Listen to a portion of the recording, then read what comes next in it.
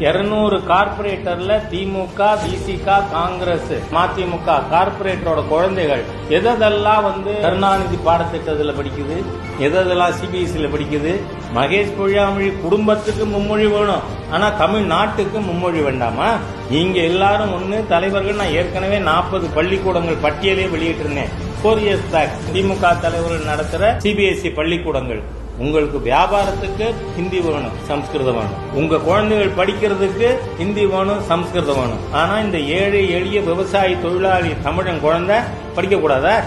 அது எப்படி திணிப்பாகும்? ஆப்ஷனல் தானே, any one of the Indian languages. ஆகவே உங்களுடைய தகுடு தத்தம் நிச்சயமா மந்திரிகள் வீட்டு வாசல்ல உண்ணாவிரதம் இருக்க வேண்டி வந்துடும், போராட்டம் நடத்த வேண்டி வந்துடும். திமுக இருக்க எல்லா தலைவர்கள் குழந்தையும் சமச்சீர் கல்வி பள்ளிக்கூடத்துல சேர்க்கணும். இல்லைன்னா சிபிஎஸ்இ பள்ளிக்கூடத்துல இருந்து குழந்தைகளை விட்ரா பண்ணி சேருன்னு போராட்டம் நடத்த வேண்டி வரும்.